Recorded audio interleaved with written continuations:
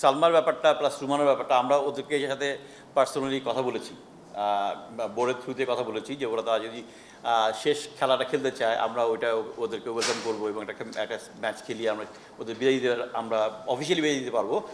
Plus এটাও বলেছি যে ওরা যদি খেলা ছেড়ে দেয় আমরা বোর্ডের কোনো একটা যে কোনো একটা পোর্টফোলিওতে মানে ওরা চেষ্টা করতে পারবে কোচিং বা আম্পায়ারিং সরফ এরকম এরিয়াতে।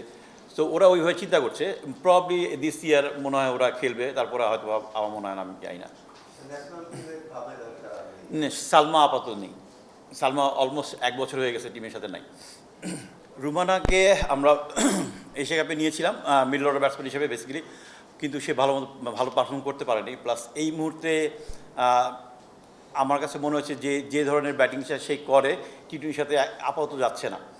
এই কারণে আমরা একটু চিন্তা ভাবনা একটু ডিফারেন্ট ওয়েতে করেছি। এখানে ওর জায়গায় একটা নতুন প্লেয়ার আসে তাজ নিহার, সে ভালো স্ট্রাইকার, তো আমার কাছে মনে হয় মিডল অর্ডারে ও একটা ভালো সাপোর্ট দিতে পারবে।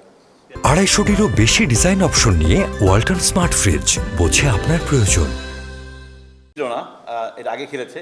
তো আমি ফিল করি যে দুবাইতে খেলা আমাদের, তার ভিতরে রাতে খেলা আছে আমাদের প্রায় 4টা, এবং আমার কাছে মনে হয় যে পেস বোলিং অপশনটা আমার জন্য খুব ভালো। আর ওইখানে আমাদের বাংলাদেশের মতো কন্ডিশন হবে না ডেফিনেটলি, ভালো উইকেট হবে, স্পোর্টিং উইকেট হবে, পেসটা হেল্প করবে আমার ধারণা। এই কারণেই আমরা 3টা পেসার নিয়েছি। এটা পেছনে একটু 2-3 মাস আগে যদি ফলো করেন, অস্ট্রেলিয়ার সাথে আমরা খেলেছি এখানটায়, আমরা একটা ম্যাচ জিতিনি। দেন ইন্ডিয়ার সাথে আমরা সিরিজ খেলেছি সিলেটে, আমরা একটা ম্যাচ জিতিনি। এশিয়া কাপে আমরা 2টা ইম্পর্টেন্ট ম্যাচ হেরেছি, লাইক শ্রীলঙ্কা আর ইন্ডিয়ার সাথে হেরেছি। তো আমরা একটা উইনিং ফ্লো চাচ্ছিলাম, একটা জিনিস, এই জন্য আমরা আমাদের ন্যাশনাল টিমটাকেই মোটামুটি একটু ঘুরিয়ে ফিরিয়ে পাঠিয়েছি। প্লাস আমার কাছে মনে হয়েছে যে এখানে প্র্যাকটিস ক্যাম্প করার থেকে আননোন অপোনেন্টের সাথে খেলাটা ওদের জন্য আর একটু বেটার হবে, এবং উইনিং টোনটায় ফিরে আসাটা খুব জরুরি আমাদের জন্য, দ্য অপোনেন্ট যেই হোক।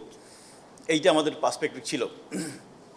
শাইমার যেটা হয়েছে, লাস্ট 6-7 মাস ধরে ও ইনজুর্ড ছিল, ও রিকভার করেছে ভালো, কিন্তু এখনও ওর পুরোপুরি টাচে আসতে পারেনি।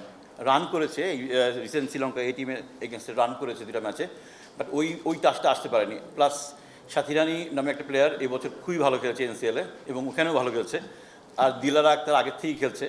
তো এই কারণে আমাদের শাইমাকে চুজ করতে পারিনি আমরা।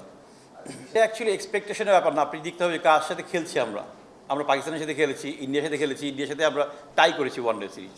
তো আর তারপরে আমরা খেললাম হচ্ছে গিয়ে অস্ট্রেলিয়ার সাথে। এখানটায় আমাদের সাথে আমার মনে হয় সবাই এখানে অবগত আছেন যে অস্ট্রেলিয়া বা ইন্ডিয়া বা ইংল্যান্ড একটু ডিফারেন্ট লেভেলে ক্রিকেট খেলে, আমরা ওই লেভেলে এখনও রিচ করতে পারিনি, উইচ ইজ ভেরি ট্রুথ।